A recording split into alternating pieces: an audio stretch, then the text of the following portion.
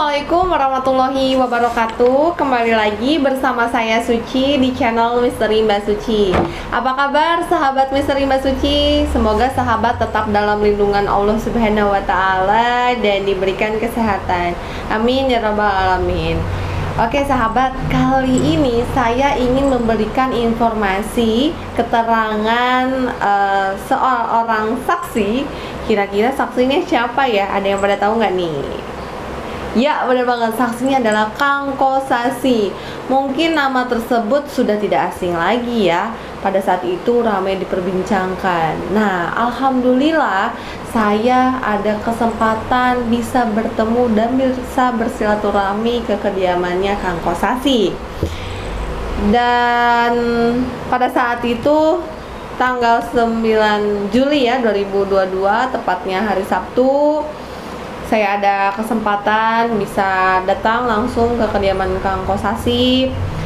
Pas ketemu saya sedikit pangling ya, karena pada saat itu bulan Desember kalau nggak salah saya ada wawancara Kang Kosasi ya, tim Misteri Mbak Suci ada wawancara Kang Kosasi di Polres Subang.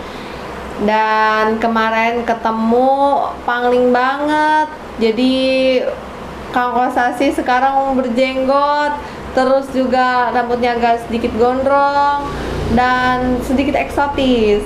Nah, akhirnya saya penasaran ya, saya tanyain, Kang Kosasi, memangnya sekarang Kang Kosasi kegiatannya ngapain? Kang Kosasi jawab, katanya sekarang saya kegiatannya sebagai anggota Basarnas, Mbak, dan sering ini ya berhari-hari di luar daerah dan di medan bencana, yang pasti sudah tidak ada lagi kesempatan memperhatikan penampilan. Tapi di sini saya mau meminta maaf dulu nih untuk sahabat Misteri Mbak Suci, karena saya tidak bisa mengajak langsung Kang Kosasi duduk bareng nih di samping saya. Karena kemarin saya sempat pamit ya, saya ke Kang Kosasi, saya bilang, Kang, saya izin kira-kira Kang Kosasi berkenan nggak kalau misalkan kita ngobrol tapi di depan kamera saya videoin gitu. Wah, saya nggak berkenan, Mbak, katanya gitu. Tapi kalau misalkan wawancara aja kira-kira berkenan nggak gitu kan. Ya kalau wawancara aja nggak apa-apa, yang penting saya tidak on cam gitu di depan kamera. Jadi intinya saya tidak dikamerain deh gitu. Kata saya, ya udah deh Kang, nggak apa-apa. Tapi saya pamit ya Kang, saya izin nanti hasil wawancara ini saya buatkan video buat sahabat Misteri Mbak Suci juga tahu gitu informasinya. Oh ya udah nggak apa-apa kalau begitu. Yang penting dia tidak mau masuk kamera gitu. Dan akhirnya kita mendapatkan izin. Di sini juga saya ada beberapa pertanyaan yang saya lontarkan ke Kang Kosasi. Oke, kita masuk ke pertanyaan yang pertama. Saya menanyakan ke Kang Kosasi terkait kapan mulai bergabung di Yayasan Bina Prestasi Nasional. Kang Kosasi menjawab bulan Januari 2021. Berarti kan sampai bulan Agustus 2021 8 bulan. Berarti kan lumayan ya, dari Januari sampai Agustus itu sudah 8 bulan. Lalu saya tanya lagi, memang tugasnya ngapain Kang di yayasan? Kata Kang Kosasi, serabutan Mbak, karena saya juga bersih-bersih, katanya gitu ya. Dan saya juga cari siswa-siswi ke daerah-daerah, katanya gitu. Dan di sini kami pertegas, biasanya Kang kalau masuk sekolah itu kita siswa itu yang mencari sekolahan, bukan yang sekolah mencari siswa. Tapi ini kebalik ya Kang gitu. Iya, katanya gitu. Jadi si yayasannya, si sekolahannya yang mencari siswa. Nah, dalam hal ini kita juga tidak perdalam karena tidak ada kolerasinya dengan kasus pembunuhan Jalan Cagak. Minimal kita tahu jika dalam proses rekrut siswa dari pihak yayasan yang lakukan gerilya ya, datangi calon siswa di berbagai daerah sampai ke pelosok. Terus saya tanya lagi ke Kang Kosasi, Kang, menurut Kang Kosasi, dari segi kacamata Kang Kosasi, Bu Tuti itu seperti apa sih Kang gitu. sosok Bu Tuti ini seperti apa gitu. Kang Kosasi menjawab, Bu Tuti ini orangnya baik, orangnya ramah, terus selalu mendengarkan suara kami, katanya suara karyawannya gitu. Ketika kita misalkan punya usulan nih, selalu didengarkan dan selalu diiyakan oleh Bu Tuti. Situ saya juga tanya dong soal Amel. Kalau Amel ini orangnya kayak gimana, Kang?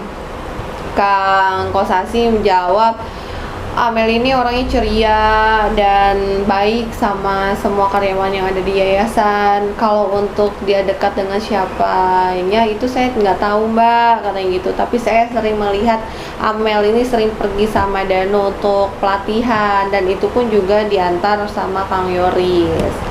Lalu saya tanya ke Kang Kosasi, Kang, tanggal 18 Agustus 2021 ada info jika Kang Kosasi pagi sekitar jam 7 ada di SMK dan ada janji ketemu Pak Wahyu. Apa itu benar, Kang? Iya benar, Mbak, katanya. Karena memang hari itu sudah masuk kerja normal dan saya mau laporan hasil kunjungan ke daerah Leles tanggal 16 Agustusnya saat mencari siswa. Gitu kata Kang Kosasi. Dan saya juga tanya lagi ke Kang Kosasi, di hari yang sama, Kang, tanggal 18 Agustus 2021, Kang Kosasi mengetahui kejadian di Jalan Cagak dari mana?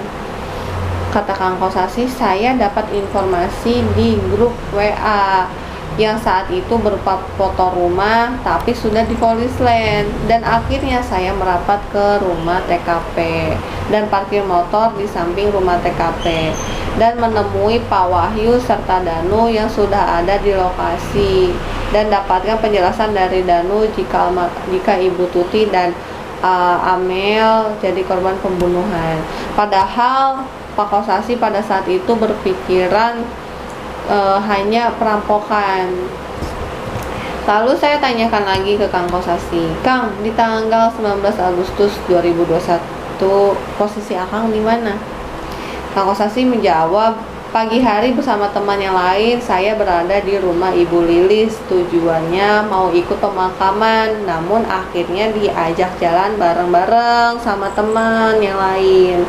Rupanya menuju ke SMA 1 Jalan Cagak. Jadi SMA yang di depan TKP itu, teman-teman. Di sana hanya ngobrol santai bersama security, tidak ada kegiatan lain, kata Kang Kosasi seperti itu. Namun memang benar saat itu Danu mondar-mandir pakai motor, entah kemana tujuannya. Dan dibenarkan juga jika saat itu Danu ambil motor Kang Yoris yang sudah terparkir di SMA 1 Jalan Cagak tersebut. Namun sejak kapan motor tersebut ada di SMA itu, Kang Kosasi tidak mengetahuinya. Lalu saya tanyakan lagi kan terkait yang diduga banpol masuk rumah TKP bareng Danu. Dijawab Kang Kosasi itu tidak melihat langsung, dan kemungkinan kedatangan yang diduga banpol tersebut pada saat Kang Kosasi sudah meninggalkan lokasi tersebut, meninggalkan SMA tersebut, karena katanya saya sudah pulang jam 11 siang, Mbak, dan tahu tentang Danu masuk ke rumah TKP itu pun dari media sosial, dan sempat konfirmasi ke Kang Opik, dan Kang Opik juga merasa heran kapan sosok itu datangnya, karena informasi Kang Kosasi, Kang Opik juga tidak melihatnya begitu. Lalu saya tanya lagi ke Kang Kosasi, Kang, dengan status Akang sebagai karyawan di yayasan tersebut gimana? Mengundurkan diri atau diberhentikan? Kang Kosasi menjawab, karena perekonomian keluarga yang harus berjalan, yayasan kondisi juga tutup karena adanya musibah tersebut, maka Kang Kosasi berinisiatif cari pekerjaan lain karena kebutuhan hidup tetap harus jalan dong gitu. dan sempat ditawarkan oleh Om Deddy, kata Kang Kosasi saat itu masih menjabat bendahara yayasan, untuk tetap bertahan, namun ditolak Kang Kosasi karena operasional sekolah belum ada kepastian. Kata Kang Kosasi, untuk gaji terakhir bulan Agustus juga sudah beres karena kebetulan sebelumnya Kang Kosasi memiliki pinjaman di yayasan sebesar gaji bulanan. Jadi soal keuangan sudah beres. Namun saat itu sempat diberikan uang sebesar 500.000 oleh Om Deddy sebagai tanda terima kasih atas jasa Kang Kosasi selama bekerja di yayasan. Lalu saya tanya lagi ke Kang Kosasi, Kang, setelah kejadian tanggal 18 Agustus 2021, apakah yang dilakukan Kang Kosasi sebagai bentuk empati pada keluarga korban atau almarhumah? Lalu dijawab Kang Kosasi, saya tahlilan hari pertama hingga 7 harinya, Mbak. Saya masih ikut bantu doa di tahlilan tersebut yang diadakan di kediaman Ibu Lilis. Setelah itu tidak pernah datang lagi di acara 40 hari atau 100 hari almarhumah. Dan saya tanya lagi ke Kang Kosasi, dengan saksi lain kini siapa saja yang masih sering komunikasi dengan Kang Kosasi? Jadi kata Kang Kosasi, ada Om Deddy yang tawarkan untuk bicara ke media katanya. Jadi Kang Kosasi sempat ada komunikasi dengan Om Deddy yang menawarkan Kang Kosasi untuk bicara ke media melalui channel YouTube yang lagi bahas dengan narasumber Om Deddy, namun ditolak Kang Kosasi. Yang tadi saya bilang di awal ya, jika yang dibutuhkan informasi penyidik, pihak kepolisian ya akan selalu siap, namun jika ke media keberatan. Jadi Kang Kosasi ini selalu siap nih kalau dimintai keterangan oleh pihak kepolisian, tapi kalau untuk media Kang Kosasi keberatan. Terus dengan saksi Danu dan Kang Yoris tidak ada sama sekali apa lagi dengan Pak Yosef. Jadi Kang Kosasi sudah lost contact nih dengan Kang Yoris, dengan Danu, dengan Pak Yosef itu udah lost contact. Nah, itu tadi beberapa informasi yang berhasil kami tim Misteri Mbak Suci dapatkan dari saksi Kang Kosasi. Dan minimal kita bisa tahu kejadian di tanggal 18 dan 19 Agustus 2021 seperti apa kebenarannya. Nah, itu ya sahabat Misteri Mbak Suci, dalam hitungan hari menginjak tanggal 18 Juli, tepatnya masuk bulan ke-12, kasus Jalan Cagak ini belum terungkap. Mari kita sama-sama semangati pihak kepolisian untuk bisa ungkap misteri ini dan bisa menangkap pelakunya dan otak pelakunya. Dan jangan lupa juga kita ya selalu mendoakan kedua almarhumah. Habis sholat kita selipin Al-Fatihah untuk kedua almarhumah ya. Nah, jadi sebelum saya menutup video kali ini, saya ingin mengajak sahabat Misteri Mbak Suci berdoa bersama untuk kedua almarhumah Ibu Tuti dan Amel.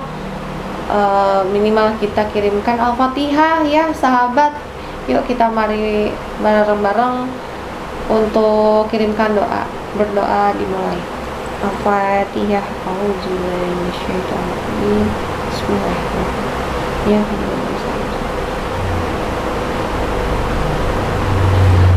amin ya rabbal alamin. Mudah-mudahan kedua almarhumah diberikan ketenangan, keikhlasan di sana ya. Dan mudah-mudahan juga ada informasi terupdate dari pihak kepolisian. Kita kan pasti tunggu-tunggu ya, ada informasi apa lagi nih dari pihak kepolisian gitu. Baik sahabat Misteri Mbak Suci, terima kasih banyak untuk sahabat yang sudah support channel Misteri Mbak Suci, dan terima kasih banyak yang sudah bergabung dengan channel Mbak Suci ini yang baru ya, yang baru bergabung. Selamat datang dan salam kenal dari saya. Mungkin itu saja yang bisa saya sampaikan. Saya Suci pamit undur diri. Wabillahi taufiq wal hidayah. Wassalamualaikum warahmatullahi wabarakatuh.